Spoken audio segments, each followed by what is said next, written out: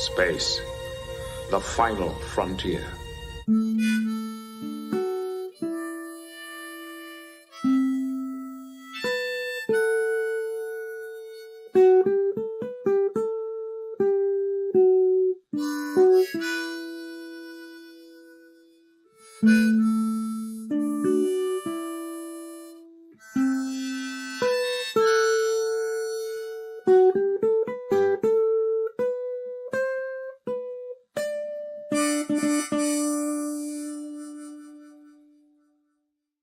Let's see what's out there. Engage.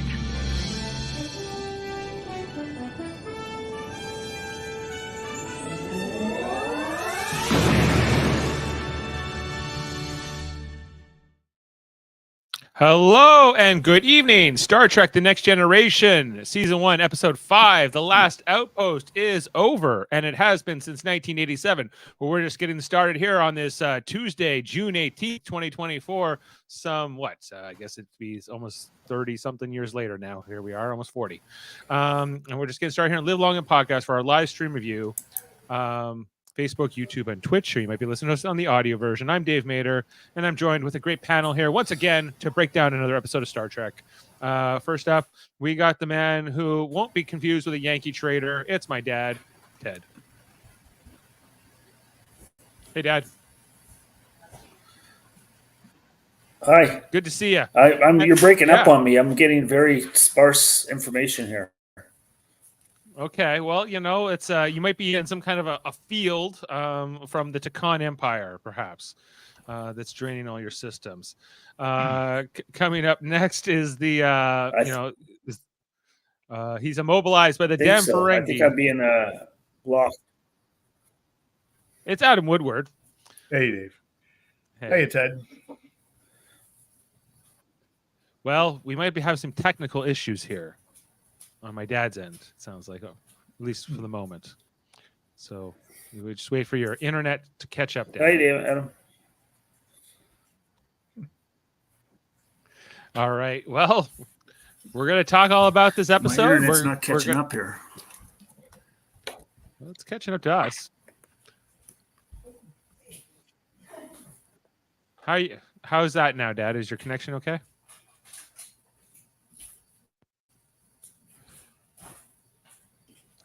Well, I would wait it out. I'm still not getting. I'm getting like 10% of what you're saying. Okay. Well, that's probably your. Are you hearing everything he says, Adam? I'm good. I hear everything. Yeah. I'm not hearing everything you're saying. Could be just you and me, Dave. Wondering if I should go. Well, you can try a reboot.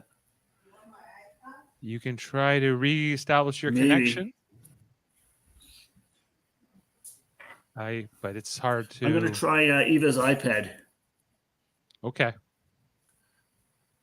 You can give that a shot. I can try Eva's iPad. Yeah, you can. Okay, I'll give that a shot. Okay. Okay. I think it's like a 10-second delay before he hears what I say. So, okay, there. Well, he might be gone now. Okay, so hold on. I have. It's a great start. Okay, well, hey Adam, how are you? Dave? I'm great. Great. Yeah, we're going to talk all about the Last Outpost. The first introduction of the Ferengi, and my dad may or may not be able to join us. We're going to see how this goes. We got people here in the live stream. We got Sam, we got Norman, we got all the great regulars here. We're glad to have you with us. Where's everyone else? Well, Jody was supposed to be here, but then Jody conveniently decided, I made other plans. Candace told me I had to do something else. This is why. Or is that inconveniently? I'm not sure. Yeah. This is why we need to check our schedules before we agree to a podcast. But anyway, what's to say? So So yeah, and we tried to pull in other people, but everyone else was indisposed. My wife got a bad toothache today. Oh dear. And so she's having hard time talking. We Kevin and Ashley were busy tonight, and everyone else seemed to have something else going on. So but that's okay. We can talk with a smaller panel, and my dad may or may not be back, Sam. He's all the way up there in the 519 now, I guess, where the internet doesn't work as well. So it might be a whole thing, or just a bad connection. But hey, Adam, let's start with you, since you're the old here. What did you think of the Last Outpost? Let me first say I'm quite enjoying this rewatch of the first season because, I didn't give it too much. There he is. Looks a little clearer. Can you hear me better now? Way better. For the moment, yes. Okay. We could hear you before. But you were breaking up. Right. It might have been it might be my computer though. It's old. It was Adam and I could hear each other fine. You were on like a delay. Yeah. Now you're back. I'm back. Okay. So Adam, continue. Yeah. So I just want to. So I as I've rewatched this Next Gen over the years, I really stayed away from season 1 because I thought I didn't enjoy it, but I'm quite enjoying this rewatch right now. Like it's much more entertaining than I thought. Right.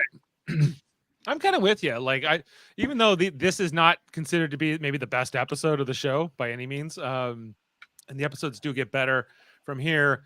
I didn't hate this. Like I thought that they spend a lot of time kind of just trying to figure out who the Ferengi are. There's a lot of exposition before there's any kind of action in this episode. But that aside, there's nothing technically wrong with it other than maybe it's a bit boring in some parts. But Dad, what did you think of this episode? I thought it was pretty good. It was it reminded me of an old Star Trek from the original generation, really. Well, that's part of the reason I invited you on for this particular episode. Yeah, this was close to kind of like one of the ones that they used to run all the time, Yes. Sam wants to know, what do you think of the Ferengi? I think those guys are weird. Yep. Yeah, they're kind of strange, those boys. They thought humans were ugly. Holy, did they ever look in a mirror? Yes. The ugliness of the human was not an exaggeration. Yeah, it's not an exaggeration. The ugliness of the Uman. But remember, this was the introduction of the Ferengi to us, right? And they evolved into something very different than that. They sure did. And yeah, Norman also pointed out here in the chat that the Ferengi were originally intended to be like the new Klingons, the new Romulans of the next generation. Yeah. They don't stay like that. They kind of evolve into sort of a nuisance / sort of like almost a joke. Would you say, Adam? Like they become like non-threatening. Yeah, I don't know about. I mean, when you get into like Deep Space Nine, I think when you take a look at those characters, there's some seriousness to them. They're a major power in the galaxy. They certainly have, technology, and it's just how they use it. They have a different look on things, Dave. Different goals. Yeah. Yep. Everything's for money. Everything's for profit. Yes. The Yankee traders, as we're told here. Yankee traders. I like the sound of that. From the history of my forebears. Yes. But they probably don't wear red, white, and blue, as we're all told here.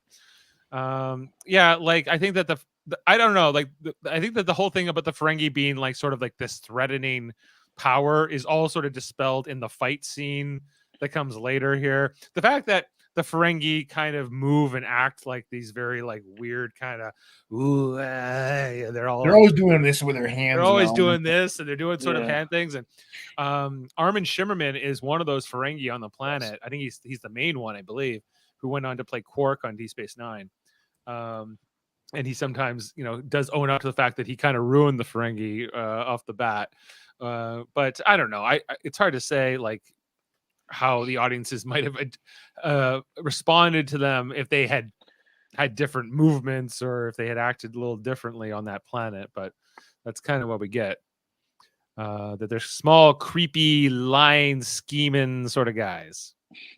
So the daemon on the ship seems more as an adversary to me, like somebody. But once they get down to the planet, they definitely, they lost their seriousness, I think. Yeah, I agree that the captain, the daemon of the Ferengi ship, he seems like a formidable adversary, but his little away team that he sends, led by Armin Shimmerman, seem like not so tough. They have these energy whips, which we'll talk about, I guess, when we get to those screenshots. But we don't really see that weapon kind of ever come back after this either. It's a pretty cool weapon. It wasn't bad, Yeah. It was kind of cool, but they don't really go back to that. I feel like there was kind of a negative response at the time, maybe, or like even the years that followed, because obviously they course correct or they changed with the direction with the Ferengi after this to make them more they're still an adversary, but they're not as like a powerful force like the Romulans or something like that. Like they're kind of more in a different category. But their ship is cool. I love the look of the Ferengi Marauder in this episode. I think that the design of their makeup is great, and like with the teeth and the ears and the whole thing. Like there's a lot of thought that went into like their whole design and sort of how they're introduced here, which will become the standard. Basically, they don't get changed too much. If you look at like the comparison with the Cardassians, for instance, Adam, who get introduced with kind of this very different kind of a look. Uniforms and everything, and they kind of changed that. Kardashians. Not Kardashians, Cardassians. So all that said, we see the energy whips on lower decks. And did we see them on? I guess there was the Enterprise episode where the Ferengi are shown. But they're not very we'll get to them. I'll wait for my comments on those things. Yeah, well, let's jump in through our screenshots. Remind us what happens in this episode. It won't take us too long to summarize the plot of this because it's pretty straightforward. So the Enterprise is moving along, investigating the Ferengi who were mentioned in the pilot. We hear that word, that name. They're chasing this Ferengi ship, which they believe has taken some kind of a technology from one of their colonies. The T9 something. The T9 something or other. So they're looking for it. This I took a screenshot of this just because it struck me as odd in the opening scene when the captain's doing the voiceover with his log. Riker grabs Worf's arm here on the bridge for no apparent reason and then moves on. Did anyone else notice that? I didn't. No. What do you think that means? I don't know, but it was kind of weird. It's just was kind of trying to figure that one out. But anyway, that's a little tangent of mine. Then as they're pursuing the Ferengi ship, we get the sort of like, see them on the view screen. We get the magnification. We get to see their ship for the first time from the back. And I still do love this ship design. It's so different than anything else that they'd kind of done before with the different aliens. And we'll see different shots of it as we move forward here in the episode. But I don't know if you guys have an opinion on this Ferengi Marauder, but I thought it was pretty cool looking. From the back, I don't love it, but when you see it swing around and come head to head with the Enterprise, I think it gives definitely a different impression. There used to be a car that looked like that in the back. Forget what it was. Yeah, I agree that it doesn't look as good from the back for sure, but the front it looks more cool. There's some interesting lines in here where Jordy's like, "Hello, stranger." Yes, but there's lots of chatter on the bridge. A lot of chatter. Very impressive design. Impressive design. What is up with this? So they follow the Ferengi into this star system with these, an unknown star system with the planets they don't really know, and I think that they figure out that the energy drain's happening, or they get fired upon here, by the Ferengi sort of from the back. Although no damage occurs. It's all sort of diffused here somewhat quickly, and I think they realize that they're kind of stuck in the place. They're being held by some kind of energy field, and they can't move. Is sort of the result here. The Ferengi turn seemingly to fire on them again, just to learn that they've been immobilized. We've been immobilized by these damn Ferengi. Immobilized by the damn Ferengi. Yeah. So anyway, we see a ship. A shot of that Marauder from the front there, Adam. Yeah, that's great. It looks like a turtle. A little bit. That's a little bit like a turtle. Or a water bug. Why is Troy on the bridge? Well, she's there to sense things, Sam. That's why. Oh, and Sam wants to know your dog's name and breed. Oh, sorry, Sam. This is Ripley. Ellen Ripley from the Aliens franchise. Yes. Like, she's so tough, and she's a Havanese. There you go. All right, so that's our teaser for the episode before we get the credits, and then we get our title card titled "The Last Outpost" as we see the Enterprise going straight ahead with the Ferengi Marauder, which we can kind of see is smaller than the Enterprise, but not by much. It's kind of it's kind of a similar size, and the Enterprise, of course, is a massive ship in its own right. We see Armin Shimmerman's name here in the credits as they're kind of like walking around the bridge, trying to kind of figure out what to do. Troy can't sense nothing. They can't even call engineering, so they send Jody in sort of maybe a foreshadowing here that he is going to become the chief engineer after this season. They send him down to engineering to figure out what's going on here and why they can't move.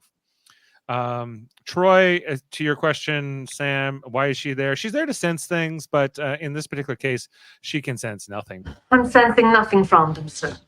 It's later established that the Betazoids can't read the minds of the Ferengi. Their brains are too different.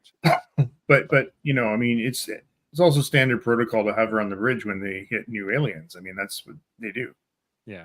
Norman also saying that the series established the counselor has the skills as a diplomat to sit next to the captain. So kind of a political advisor in this situation. And that's kind of also the counselor's role. Although no other ship really has that other than this particular crew. Like, we never see Esri doing that on Deep Space Nine. And she's the only other counselor I can compare Troy to. Anyway, so Data's this is where they start talking about the Yankee traders. Like, what are these Ferengi? What do we know about them? That they're kind of like a mercantile group, that they're focused on profit, and they're kind of devious and maybe not as They're honest. shysters. They're shysters. They're shysters. They go around the universe ripping people off. Yeah. I doubt they wear red, white, and blue or look anything like Uncle Sam. Uncle who? Yes. Uncle Who, indeed. Yes, you're right, Norman. Miglamu also is a counselor, and I forgot about Miglamu. But yes, you're correct. Anyway, so this is where I think Picard first tries to hail the Ferengi, like, on the behalf of the Federation. Oh no, this is the whole part where they're talking about like the different countries, because this was weird. Like this conversation I felt was, like the red, white, and blue, the Americans, and then he goes, oh, like the French. The French, Well, he's blue, French, white, so. and red. And then Data starts like, but the Germans are black, red, and gold, and the Italians are green, white, and red. And he's like, shut up! We're talking about the Ferengi, Data. Yeah, but sir, you brought it up. You brought it up. Never mind that. Doesn't he know not to question the captain? Come on. Apparently not. Yeah. Doesn't Data's like, okay, whatever. They're trying to call engineering, and we see down here with Jody and Riker in engineering, they can't get anything going here. Nothing's working. Basically the analogy for the whole episode is the Chinese finger trap. Is that the ships are sort of stuck. Anything they push off or pull is kind of directed back at them, so they can't do anything. Riker comes up with this idea to maybe we go to like warp really fast or something before like the Warp 9. Go warp 9, which Jordy loves this idea. He goes, Woo-hoo! really exciting. Yeah, come back, fight. Woo-wee! Woo-wee! Yeah, we're gonna do it. There was a lot of energy there from Jordy. I mean, what I don't know, again, here's the thing. Like, I don't know who was in charge of engineering last week, but every week there's somebody else in charge. Yeah, it doesn't really matter. It's kind of what we're told in this first season. And we got a new one next week. Jordy just grabs this guy on the shoulders. He's like, "Come on, we're gonna do what Riker said." And he's kind of the pep talk guy. Feels like. And then Riker yells like from the. You get that clip? It's great. No, the hallway. Make it so. Make it happen. Make it happen. I don't have that one from Riker. I only have this one. Anyway.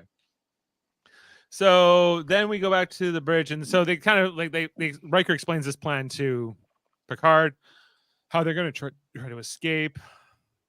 Worf says something here. I can't remember what it was. And they're preparing to try this maneuver out. They hit engage, and it just causes them to lose more power even more quickly. This doesn't work at all, and they tend. Dave, before you go on, I have a fun fact that I'd like to talk about because you've got some images here. But they call this the Decorah class Ferengi starship, and it had the capability to stretch its neck section. But that only happens in this episode, perhaps coincidentally, when ship-to-ship visuals and communication are engaged. So Ted's thing about the turtle is not too inaccurate. Like, do we see this here? Like, I guess so. Like, there was a couple shots like on the view screen where I saw the ship look a little different than I remembered it, and like, well, do you have you go back one? I think it was there. You could see, maybe not this one. Yeah, I guess that's the stretched out bridge area. Yeah, I even have a little toy of the ship here. You know, it always has a neck that sticks out. Like, I never see it completely retract inside, but you know, I feel like there's almost like a section on the top here that kind of like comes out, you know, on the top level there. But you can't really make it out very well. I'd say it's very quick. So anyway, so we covered this part. They lose power, and then their computer systems start getting probed. Like everything's being downloaded from their computer systems, and they still think that the Ferengi are doing all this. But we'll find out later it's actually coming from the planet. But right now they go, oh, these Ferengi are much more powerful than we ever thought. We see like, you know, different Klingon images and different things from the original series kind of pop up here on the computer displays. Troy says, you know, oh, this is where they go to the conference room. What do we do? Basically, in the conference room, which nobody sits around the table. This was kind of an interesting conference meeting because it was just kind of a standing meeting. But Tasha Yar and Worf basically just want to fight, and you know, even though they don't have really much in terms of weapons right now with the power levels, but they want to attack and preemptive strike on the Ferengi, which Picard doesn't want to do. Was this a scene where Riker was in the conference room first and ushering the kids out? Get out of here! No, that's late. That's later. All right. Yeah, no, at least that one. Worf wants to fight, but he says no. Troy says, you know, he's like, well, why don't you talk to them, Captain? And he goes, well, we tried that and they didn't answer. And she's like, but you didn't tell them anything they wanted to hear. You know, maybe you have to try a different approach, which I think Picard is sort of willing to hear that advice out.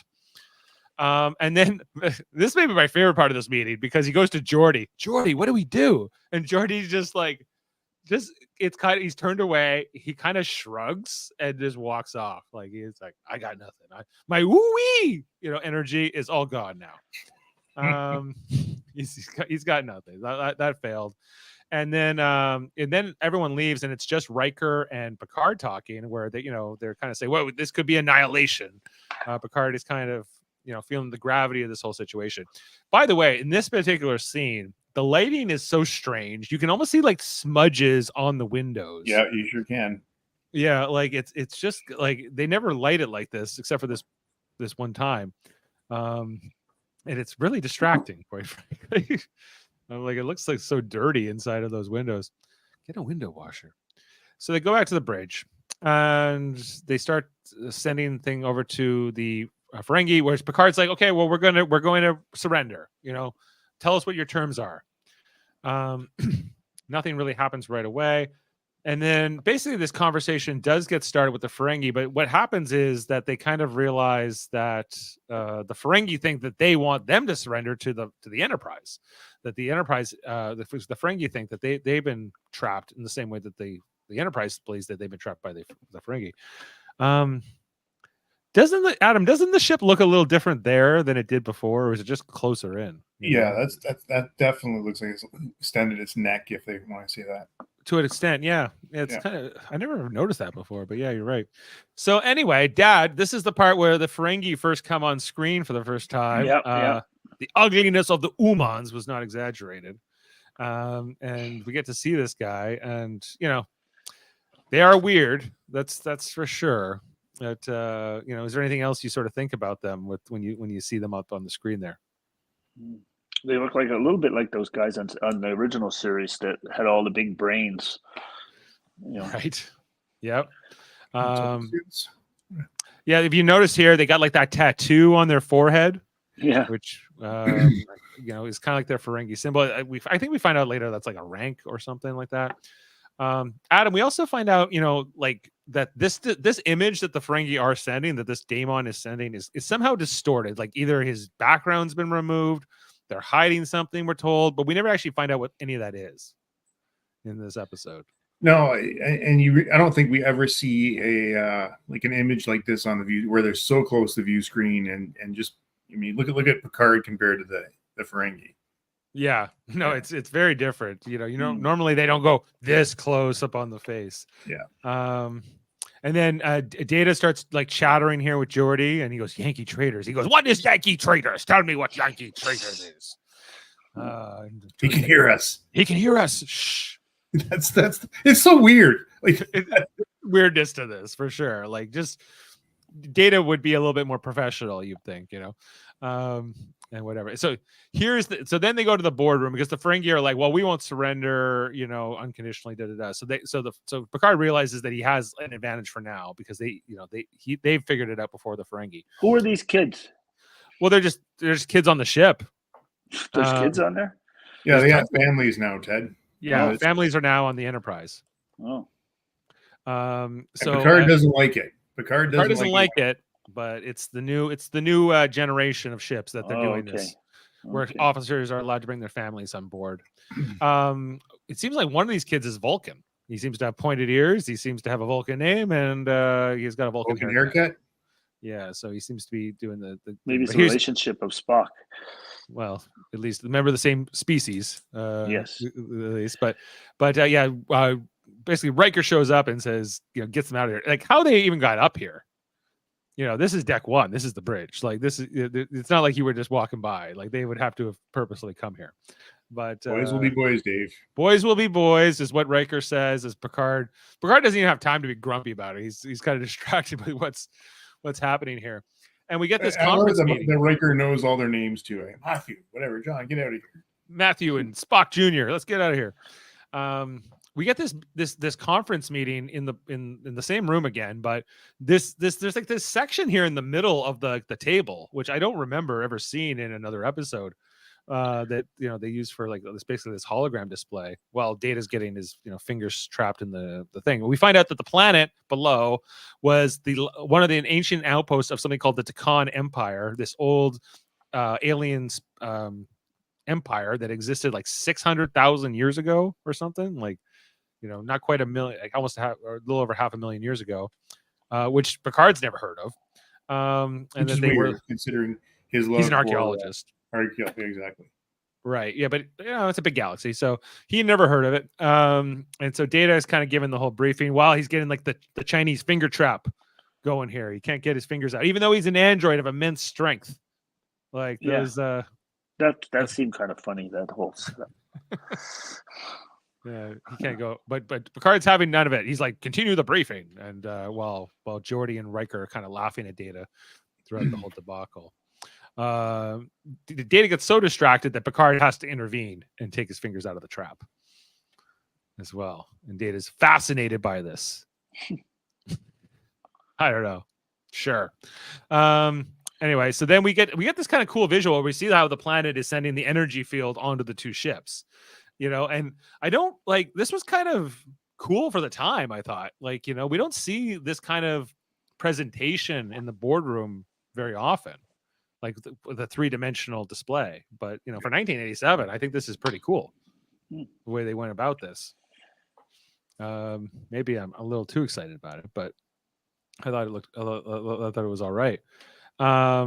So then they go back to the bridge. They talk to the Ferengi, who have figured out that it's not you who's capturing us. So we withdraw our unconditional surrender. The Ferengi say, and Picard's like, well, why don't we just work together now, and try to get out of this together? What's the profit in that? Where's the profit in that, human?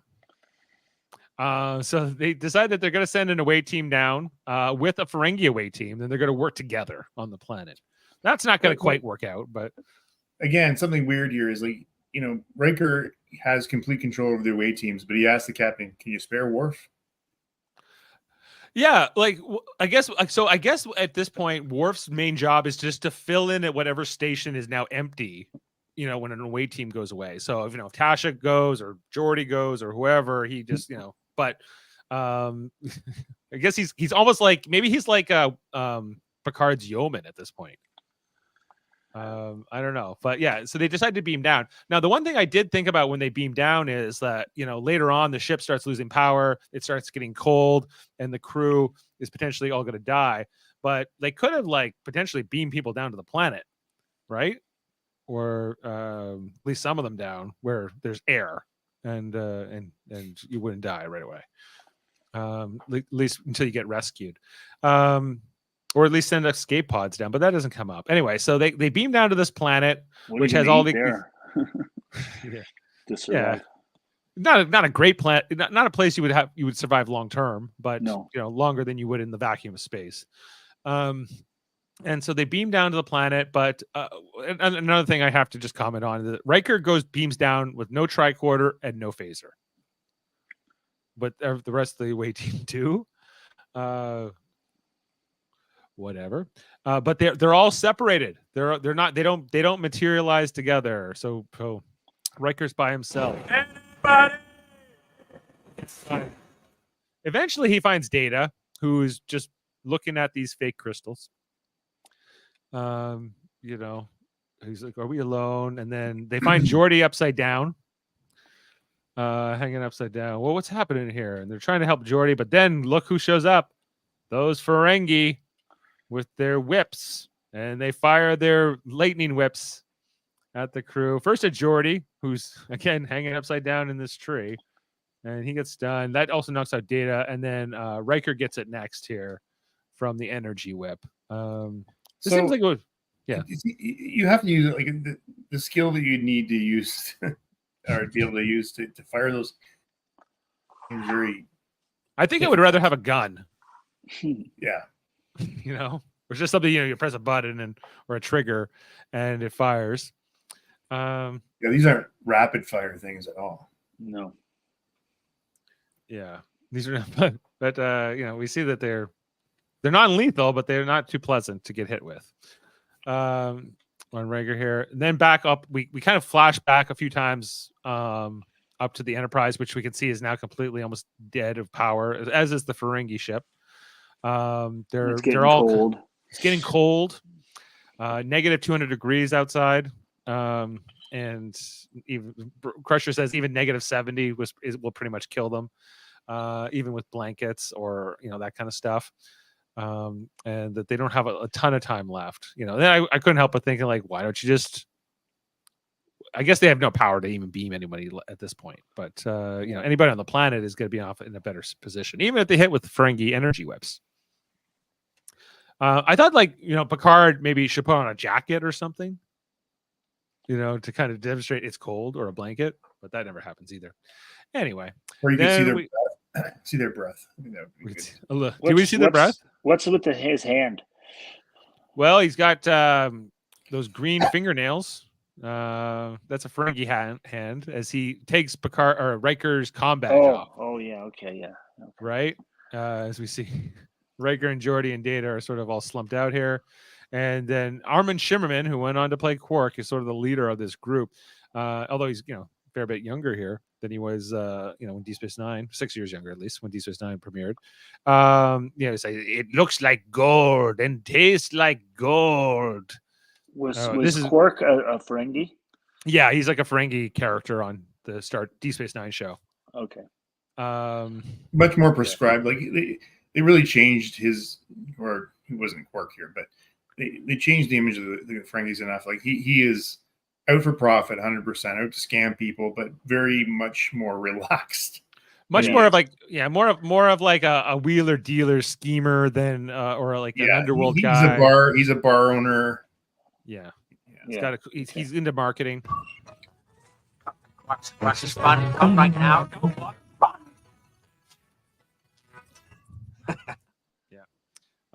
Riker comes to and says, "It is gold." Then the lightning starts going off, and the Ferengi start holding their ears and saying, "Oh no, it's too loud." So what we supposed to get here is that the ears are so big that they just amplify the noise, or yeah, like they're like, "Oh no," and they start doing this whole screaming thing, and I don't know, like it's like I think that this introduction of the Ferengi doesn't totally work, but I do appreciate what these actors were trying to do something different and unique with how they pulled this off. Worf starts coming to in the background here as we find out that he got ambushed, and then he attacks, and then so there's kind of like this fight here between the Ferengi and the Starfleet crew. You think with Worf and Data on your side here, this would be a quick fight, and it kind of is. But they sort of Jody comes, but it's Tasha who actually kind of saves the day. They knock Worf down. Like Worf was yeah. Worf does come across a little weak in this episode because they want to make these Ferengi, I guess, feel strong, but it all seems kind of off here. And they say, "Oh, look, it's true. You allow the females to work beside you and wear clothing. How barbaric of them. They have backwards values." So they decided, well, they are going to try to. Oh, wait, before we do that, we go back to the ship where we see that it's getting even more dire here.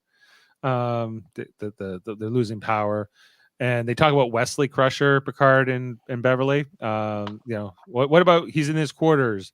And Picard's like, "You should let him face death like a man, awake," because Crusher was going to give him like a sedative or something like that. Any comments there? No, I don't know what they're trying to do with these two or this early in the season. Like even when they wake up in at the end here, she calls him Jean. Jean, not even Jean-Luc. Jean. No, Jean. Yeah, were they lovers? No. Well, later. Well, later on they get married later on. Not really. Technically, that timeline didn't happen, but they do have a son later on. Jack Crusher. But so Beverly was married to Jack Crusher, Wesley's dad, and Jack Crusher was Jean-Luc Picard's best friend and first officer, but he got killed. But we find out later in the show that Picard, when Beverly and Jack were married, that Picard wanted Beverly, or he had romantic feelings for her. But he never pursued that. And even when they get kind of reunited here on the Enterprise, there's still sort of like that weird tension here, but not something Picard's actively pursuing. But they will go on to date, yes, and whatever. So back to the planet. So I guess Tasha decides she's got to stun these Ferengis, or try to stun these Ferengis, and we see that their phaser fire gets absorbed by these crystal things, and they're like, the Ferengi think that they have the advantage, so they try to use their whips, but the same thing happens where the energy gets directed by these crystals again. Somehow this energy whip becomes just like a long pool noodle at one point. I guess that's what happens when it's become inert. Picard had a crush on Beverly, correct? And so this is where Geordi with his visor is able to say, "Oh, I can see it now. I can see how the energy field is being absorbed. This whole thing is an energy absorber. It's meant to suck up all the energy from the ships, from our weapons, from everything." And then we get sort of this reveal here with this Takan guy, who's first shown as like a kind of like a godly. He reminds me of the God in the Enterprise when they met God. Yeah, why does God need a spaceship? Which is about the same time. They would have been making that movie about the same time they made this episode. Yeah, probably. It's within like a year or so, because this is 87, and I think that movie with What Does God Need with the Starship, Star Trek 5, I think it's like a year later that it hit the screen. But it looks very similar though. It does look very similar. The Ferengi are having earaches from all those loud lightning sounds. And they're saying like, but the Ferengi also start accusing Riker and the Starfleet crew of being the barbarians. They start trying to turn this Takan thing against each other, because the Takan, what is his name? I don't even know. He has like a name when he materializes later on, like Guardian or something. But he's like, "Who wants to join the Takan Empire? We're the best." And Data has to kind of explain to him that like the ages have changed, that the Empire fell many ages ago, and it's over. And then the guy turns into like a biped, like a humanoid here. Like an Obi-Wan Kenobi. Yeah, with like neon green robes or highlights here. Interesting look on him. I guess he's a real person. I guess that's what he was somehow in stasis. Any feelings about this guy in his look and anything else to do with him? No feelings. He's just kind of weird. But it's a guy. Portal is what they call him. Portal. Yeah. Hey, Portal. Played by Daryl Henriques, known for comedy and some other things. So the Ferengi starts, saying that these humans are the barbarians. They let women wear clothing and they do all kinds of bad stuff. He also played Ambassador Nanklis. Ambassador who? Nanklis. Nanklis, the Romulan ambassador. Remember him from Star Trek 4? Was it 4? Star Trek 6. 6. Oh, yeah. The Romulan ambassador who was like in the plot with General Chang. Yes. He's part of the conspirators. Yes. Okay. Admiral Cartwright. Yeah. And Admiral Cartwright. Yes. And Savick. Yep. And all that to stop the Federation Klingon peace deal. Yeah. Okay. He looks completely different in this. So the Ferengi are accusing and doing their whole thing, saying you can't trust these Federation types. The Portal guy starts, grilling Riker about, are you ready to meet the challenge? Worf tries to get involved, and Riker orders him to stand down because, that's not what this kind of thing is.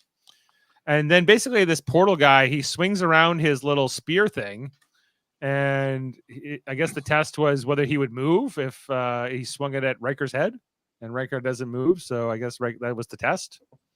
No, and then he asked him about the word. Because then he starts talking about, fear is the only whatever. What is fear is the the only to true the question? enemy. What's the answer to the question? Or what was the question in the first place? I don't know if he said the question though, but Riker said fear. Right. Yeah. So Riker is wins the Portal's respect in this moment. He's like, okay, great, you guys win. And then Riker's like, hey, our ship is kind of like losing power and everyone's about to die. Can you help that? And he's like, oh, sure. And very easy. Very easy. There you go. They're fine now.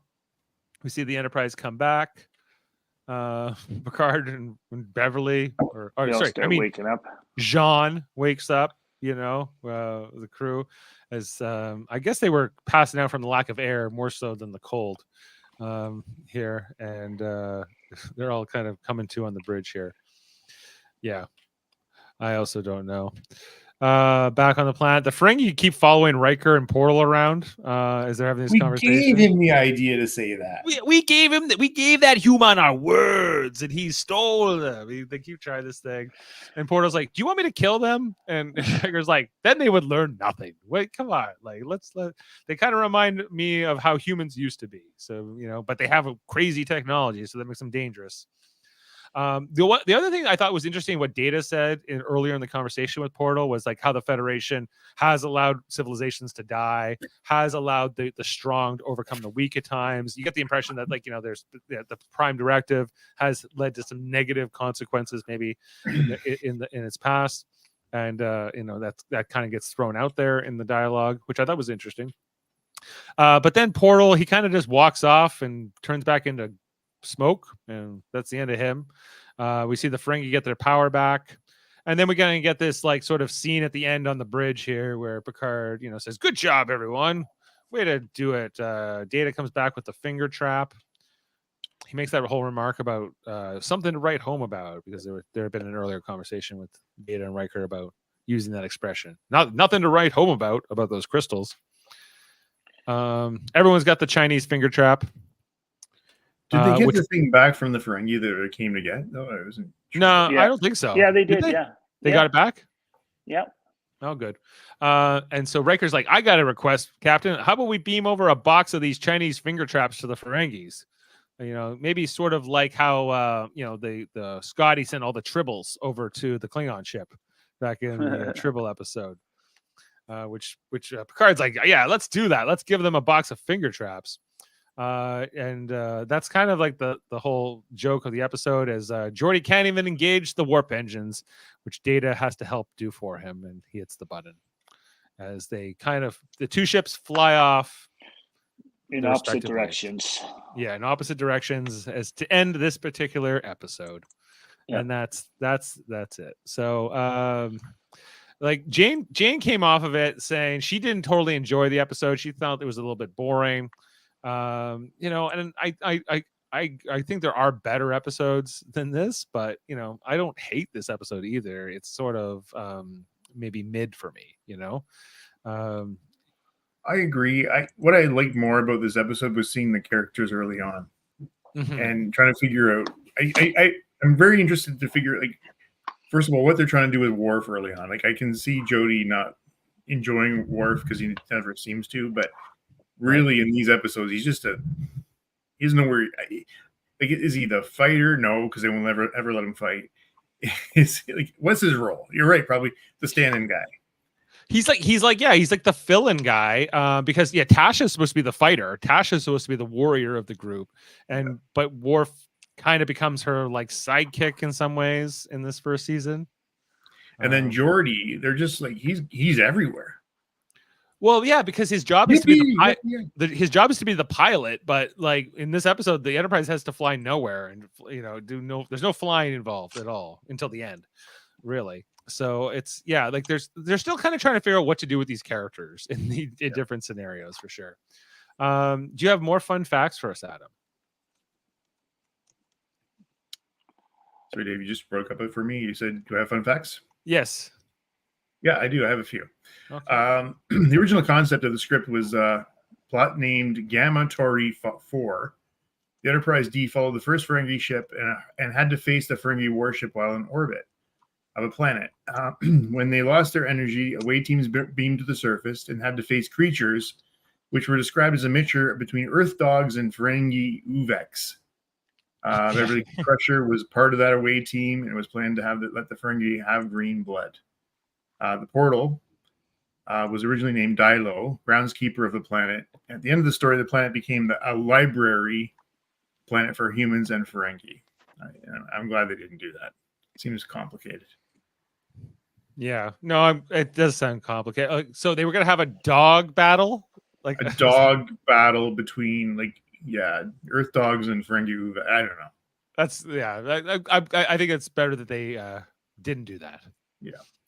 According to Armin Shimmerman, the actors playing the Ferengi were directed to jump up and down like crazed gerbils.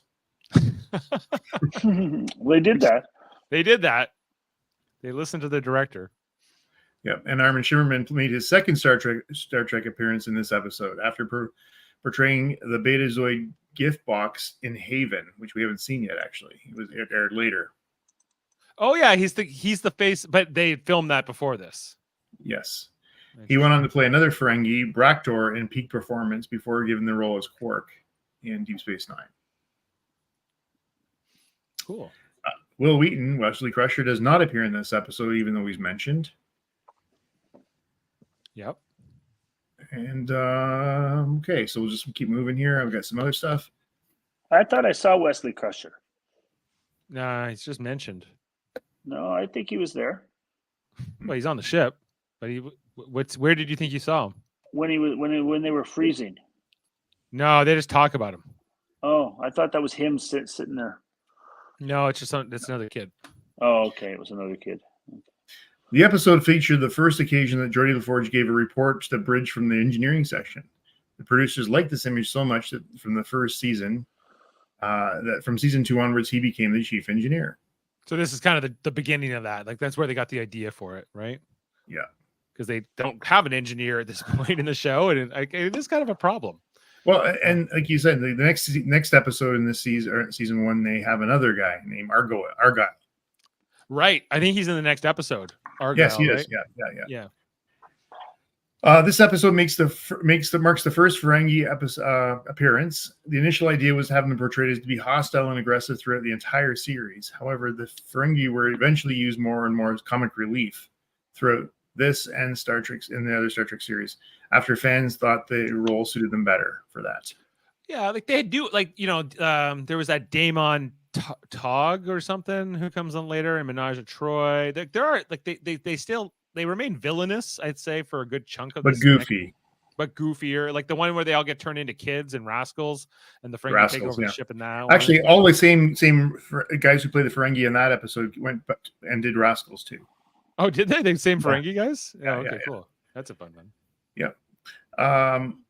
Armin Shimmerman said of his performance, I was pretty much playing an over-the-top villain that turned out to be very comical. I thought I was being serious, but obviously it was not serious. Well, Yeah, it's kind of both, but they come across as more like a nuisance, like something you would like a rat you would kick or something, like out of the way. There was no attempt to give me some real balls. It was bad acting, just bad acting, and they liked it. God bless them. Star Trek liked it. That's what he says. All right. Rick Berman noted that the Ferengi's silliness quotient ruled them out as being major adversities. Yeah. Well, I don't know if they should have ruled it out, but it's okay. I think I'm okay with the way things went. Yeah. This is the only one of only two Star Trek productions where the Ferengi used energy whips. The other was Acquisition, 2002. The energy whip also appear in the very first This is the only time they appeared. Yeah. They make an appearance in Marauder Mo action figures that in the Quark remembers having as a Star Trek, as a child in Deep Space Nine. Yeah, and they bring them back in Lower Decks as well, but one of the few times in Next Generation that we hear a swear word. I don't know if you heard it or not. When the Enterprise fails to pull away from the planet, Captain Picard says "mad," which is is that a French swear word?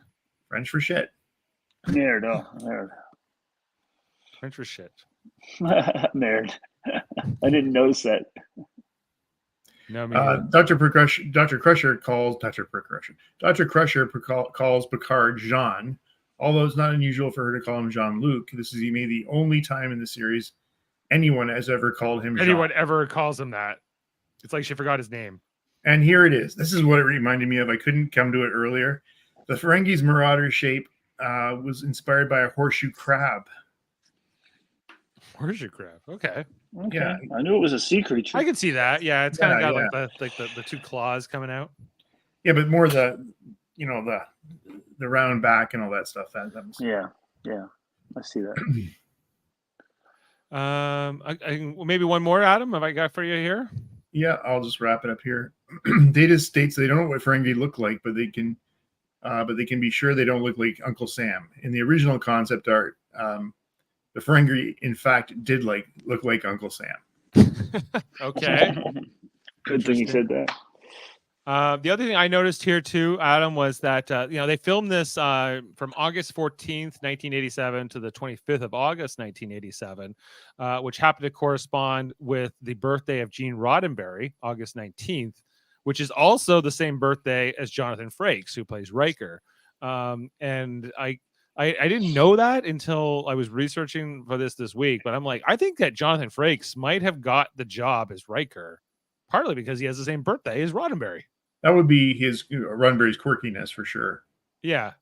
Like Roddenberry had this, him and Majel Barrett just loved Frakes. Like after what was his birthday? August what? 19th. The day after Jeff was the 18th. Yeah. Yeah. Yeah, it's the next day. Making them both Leos as well, if you're keeping track. So yeah, interesting. Okay, well, with all that said, the ratings, let's get into it. Jane has already given this score a 4. Jane.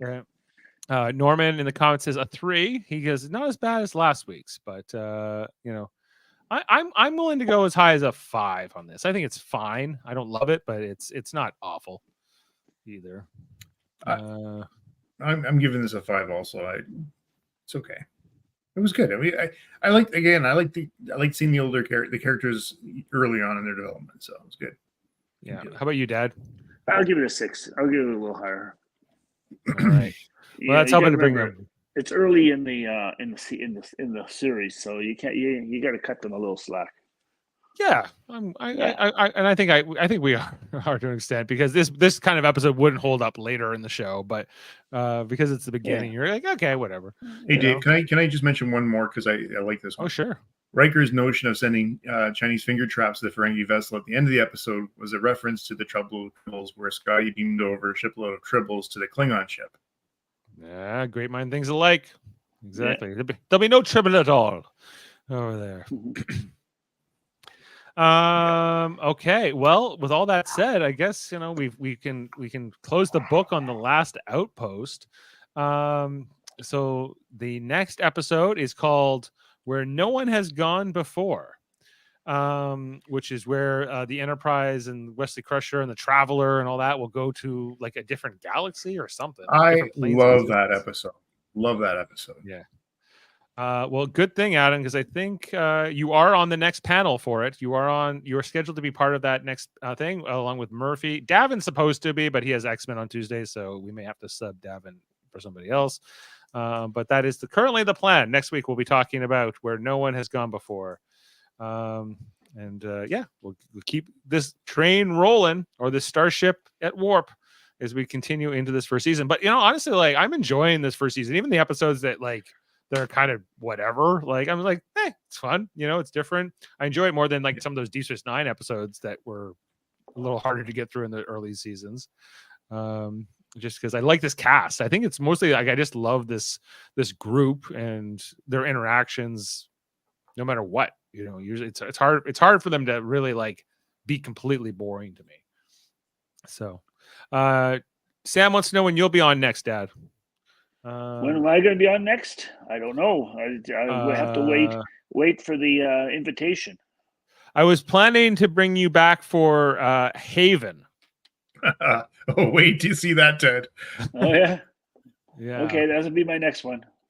Yeah. So that is episode 11. And this one we covered tonight was episode 5. So about 6 weeks. But Haven is kind of like a Romeo and Juliet story. It's got the outrageous Okona in it.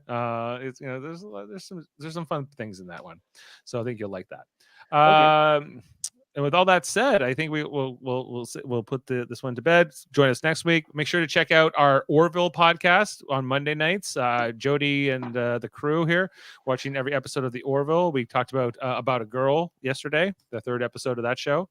So go check that one out. Of course, we just wrapped up our Star Trek Discovery season 5 review. We talked about all those episodes. We are looking forward to Star Trek Prodigy starting in July. And we got probably Strange New Worlds. I'm not exactly sure when the next season of Strange New Worlds will be out, or the next season of Lower Decks, but we know they're on their way. So look out for us when those do drop, and we'll be talking all about those. Norman's saying you should come back for when we talk about the episode Sarek, which was when Spock's father came to the show. Oh yeah, that was really. No, it's before that. There's actually an episode called Sarek.